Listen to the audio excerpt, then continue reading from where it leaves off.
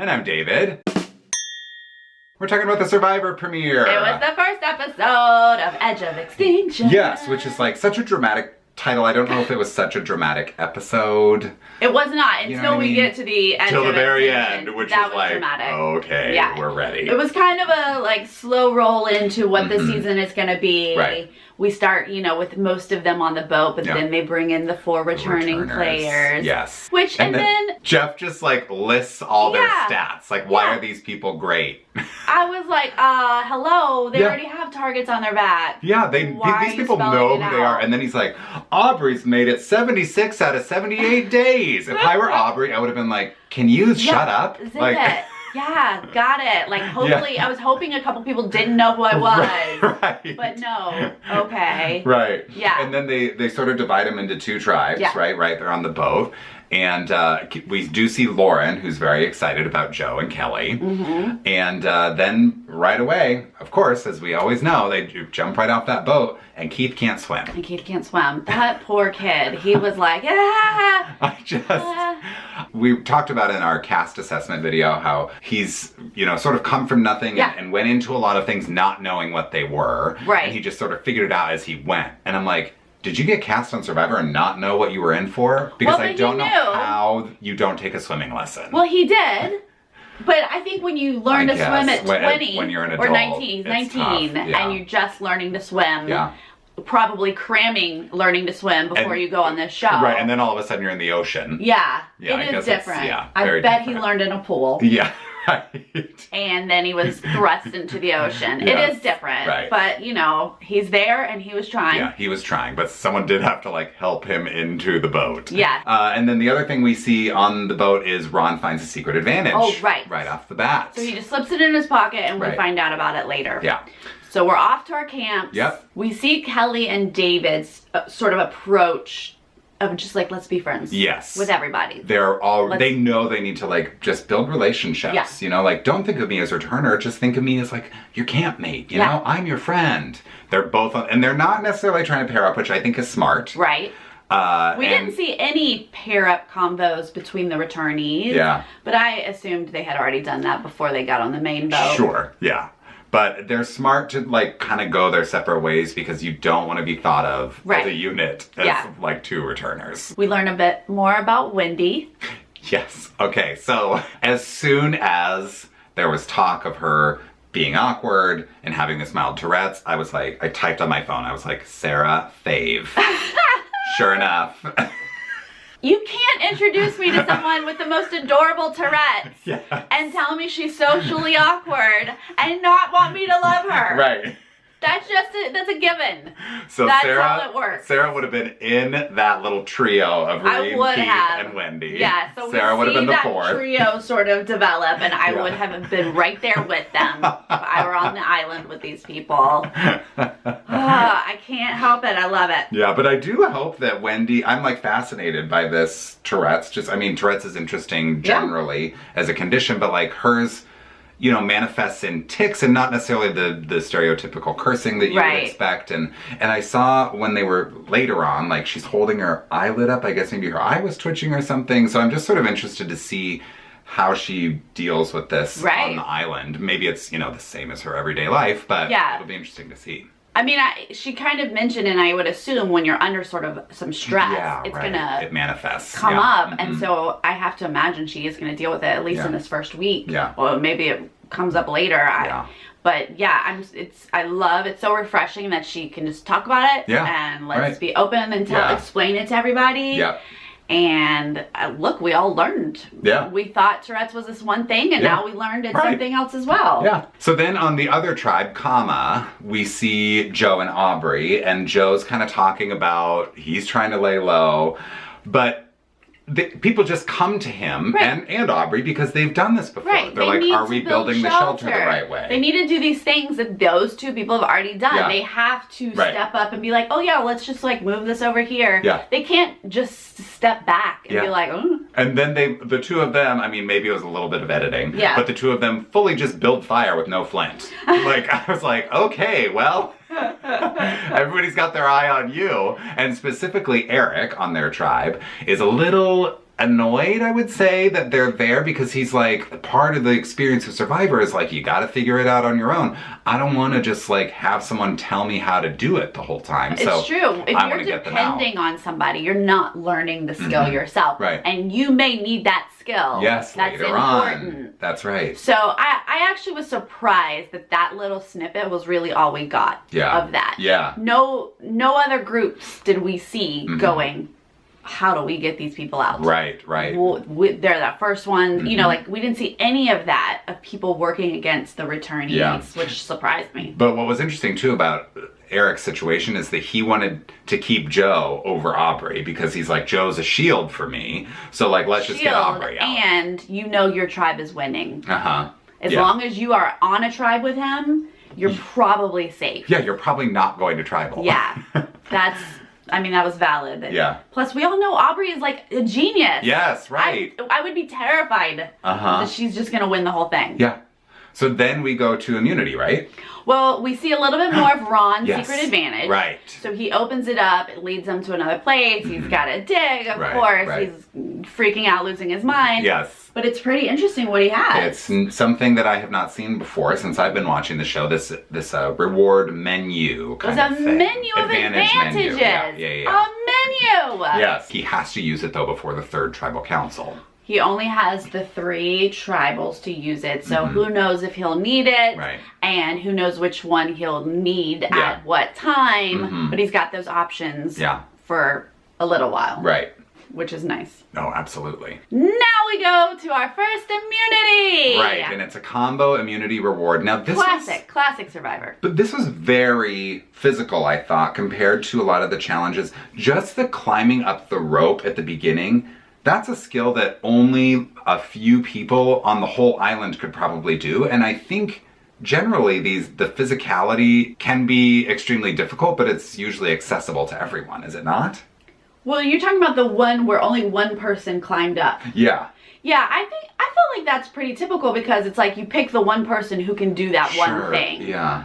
And then the things that everyone has to do are difficult, but something that everyone can basically do. Yeah, I guess maybe I'm just not remembering past challenges clearly, but the fact that that kind of a challenge was in this immunity challenge. I mean, it was amazing to see them go.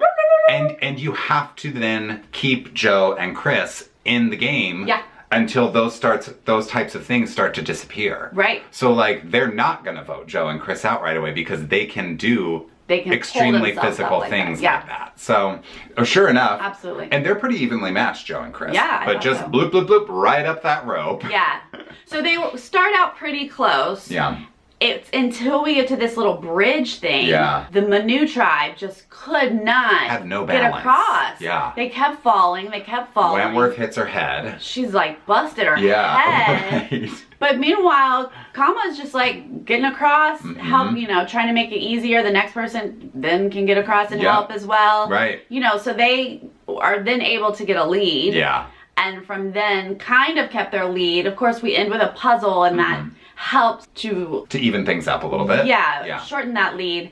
But I thought this was interesting because Joe is all like, I gotta take a step back and not be amazing Joe. And he's like, let's move the puzzle here. And he's like so in charge. That was running the whole thing. That was true on both tribes. All 4 returners were involved in like every step of this challenge. Like I was surprised that none of them were taking a step back.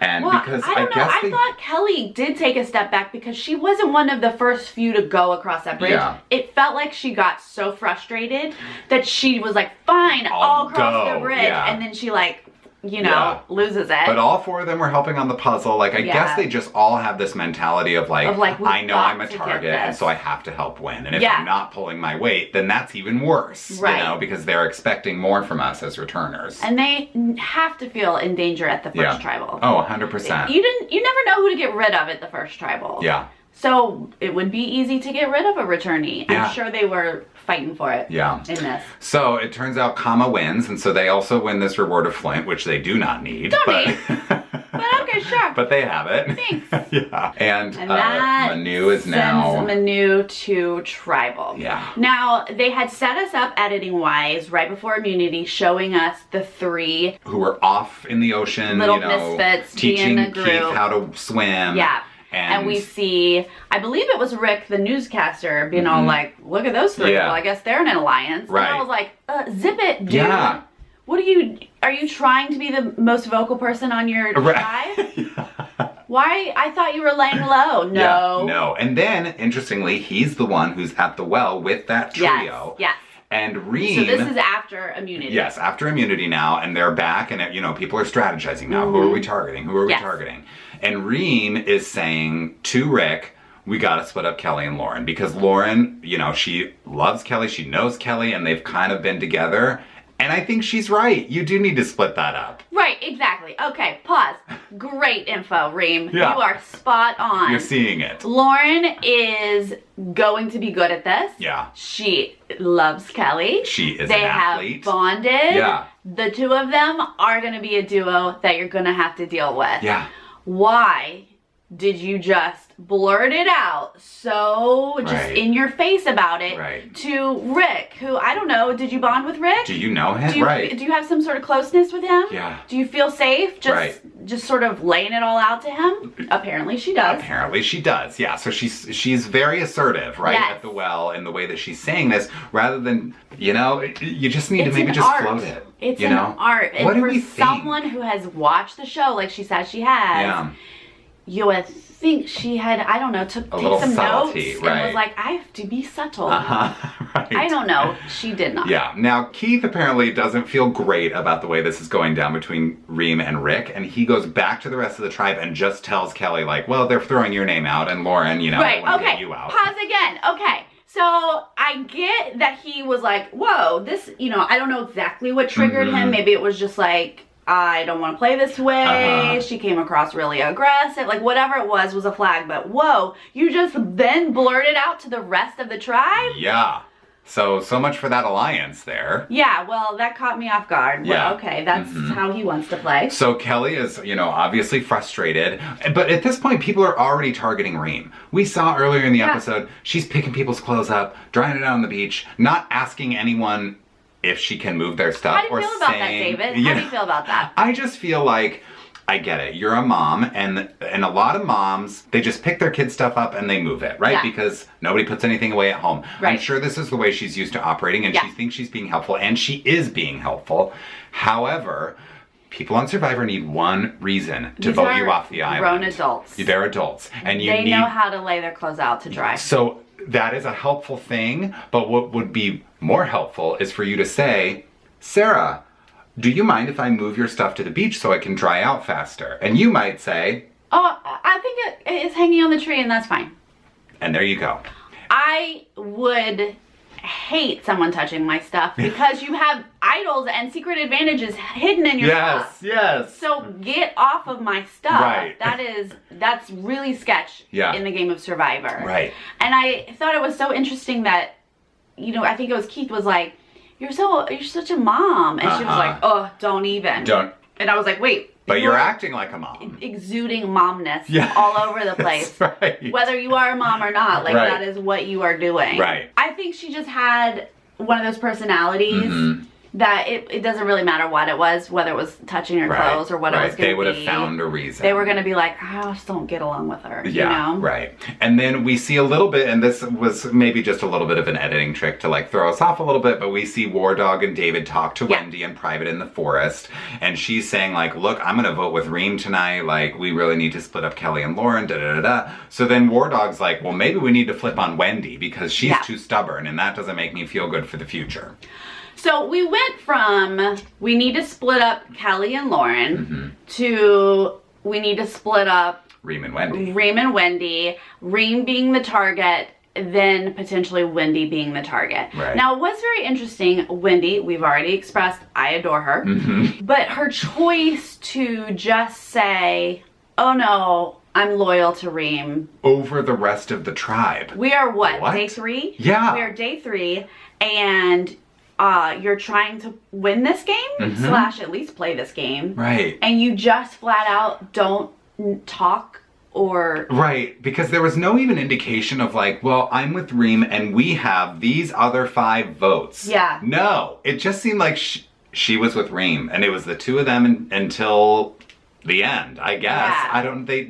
It was very strange and just did not seem like a great strategy. Right. To just flat out reject anything coming from anyone else in the tribe. Yeah, that was, I was not happy to see that Wendy chose to play like that. Yeah, I feel like you just need to fake it a little bit here in the beginning. Right. And I get it, like, the 3 of them, like we have already said many times, they were sort of the misfits, the oddballs, and they feel the most comfortable around each other. Right. But you have to mingle and play nice with everybody early on in this game. And not really show your cards like that. Yes. Like, why on day 3 are you like, nope, I am loyal to Reem? Right. Well, okay. So we go to tribal. Yeah. It seems like no one's really willing to break up Lauren and Kelly, which is the smart thing to do at this point. And Reem brings it up. She doesn't really follow through on it, but she brings up and nobody takes the bait whatsoever. It's one of the most one-sided tribals I think I've ever seen on Survivor.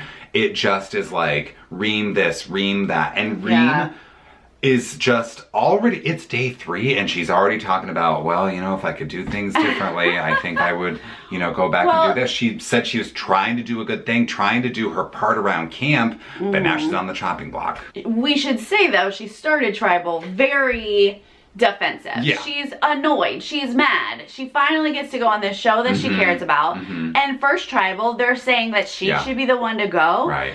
I get it. You're frustrated, but she did that defensive attack style to the tribe instead of pleading her case. Yeah. I didn't hear her say anything about how she was going to help. She alluded to age discrimination, which I agree. I do too. She alluded to she might be strong. They don't know. Yeah. Tell me you're strong. Right. Tell me why you are an asset to this tribe. Tell me your skills. Give me your case. Then give me the case on why Kelly and Lauren should be split up. Specifically Kelly. She would have been an easy pitch on why Kelly needs to go now. And we didn't hear any of that. And there was so much talk about like, well, we have to keep this tribe strong. We have to keep the tribe strong. And that's true, but you don't know Reem. I don't know. I don't think that she showed any real weakness. No. It really, I think, was just age.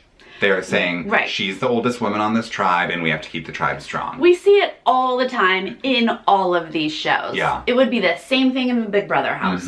Yes. The person who just doesn't fit, who's the one that doesn't belong? Right. What's that song? Right. Which one of these doesn't? Like the other. Thank you. Yes. So that's it. She's a little bit older than the rest of them and she rubbed them wrong from the get-go. And I gotta say, like, when they went to vote, I was like, this seems too obvious. Like, is there a twist here? Is there a twist? Are they going to have flipped at the last second and vote out Wendy? Right. And they did split the votes. I was surprised that it was a 4-3 situation because I was just expecting Reem. But they split the votes, I guess, because they were concerned about an idol. Probably. And 4-3, Reem is out. And on our last video, Mochi called it in the comments section saying that Reem is a 1-2 boot, sadly, and she was number 1. Yeah, I mean, again, these first evictees are hard. Like, what are you getting rid of? What grounds are you getting rid of someone? So she's an easy boot. Yes. Now. But okay. Yes. So she walks away thinking it's as all usual, over. Gosh. 3 days on the island. Like, what a bummer. I've waited so long. Then the way they shot this was amazing. It was. Her walking up, you know, fire next to these signs, and the signs are saying if you want to go home, go this way, or take the torch and get on the boat. Hey, if you're done, go this way. No, I don't think we're going to see one person do that. They're all going to the edge of extinction. The first one. And then it looked like a horror movie. It did. On the boat, on the way to the island. Oh, then she shows up. It looks like a giant shipwreck on the middle of the island, and that's going to be her shelter. It was starts awesome. To rain. Yes. I'm like, what? I would be so scared. Yes. First, you're on this little boat with, you know, just the little guy who's like driving the boat, but he's not talking to her. You know that. No. And she's like, I get off here. Where am I going? She's like, it's obviously pitch black. Yes. She's like walking on, looking around this island. I was like, get off, go. Go, right. Turn to that cameraman and be like, never mind. I want the other way. I don't want this anymore. But she's like, okay, let's try this. Yeah, and then it's like, boom, cut to black. Like, we don't see anything, but she's just by herself. She's got to build her own shelter. She's got to find her own food. I don't know how long she's going to be alone on the edge of extinction. Like, I'm fascinated. I'm in. I mean, technically, it's probably only going to be a couple days because someone is going to be voted off. Exactly. Right. So, it'll be interesting to see when a second person does show up. Yeah. But yeah, like, I hope she's okay. Yes, right. So it'll probably be, because someone will get voted off at the next episode. Yeah. And then I would think the next episode is probably when we're going to learn the mechanics of that. Right. So it'll be soon, but I'm just really interested to see how it's going to work. I hope so, because how many are they going to put on that island before they, I don't know, gladiator style eliminate each other or something? Yeah. Or is it just as soon as one goes, I don't know. Who knows? I can't wait to find out. Yes, that seems more exciting than the rest of it. Yeah. These players need to like start getting cutthroat. I need to see who they're going after. Yes. I need a little bit of that strategy. Yeah, really excited to start to see those alliances form and all of that. Okay, what did you guys think of this very first episode? Yes. Are you rooting for anyone yet? Give me your thoughts. Yes, let us know and we'll see you soon. Bye. Bye.